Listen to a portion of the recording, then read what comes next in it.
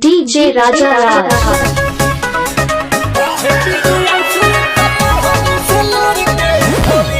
बोले ले ले होला री लागल नहीं नौकरी आ गई छोकरी हो जातानी पोखरी।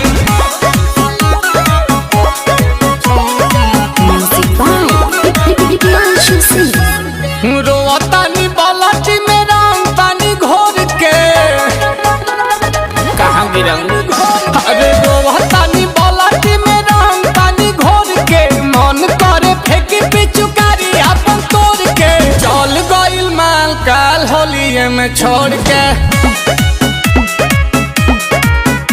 अरे चल गइल माल काल होलिये में छोड़ के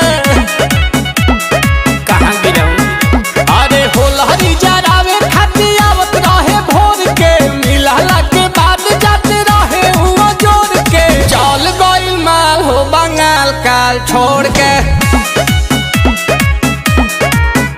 अरे चल गइल माल हो बंगाल काल छोड़ के राजा सर कहाँ गिरंग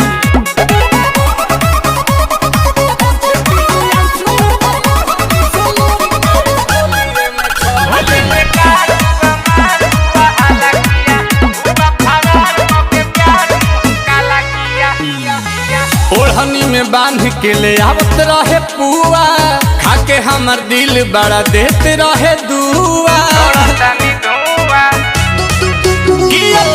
खइलो के बाद नहीं भूख लगे हमरा अभी एगो बतिया के दुख लगे। अरे गुरु ताकि नात रहे पैसा बटोर के गुरु ताकि नात रहे पैसा बटोर के चल गइल माल काल होलिये में छोड़ के। अरे चल गइल माल काल होलिये में छोड़ के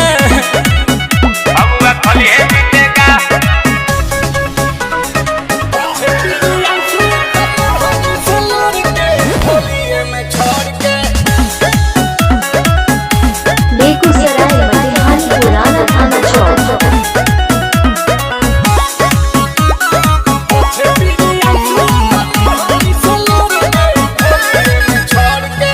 रंग नील कमल के होता जियान हो मर्द के संगे होली खेलतिया जान हो।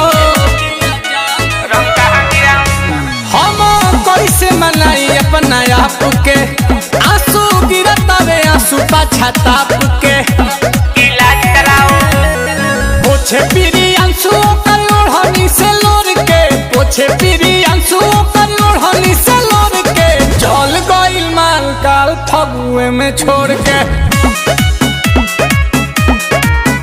आज चल गइल माल काल फगुए में छोड़ के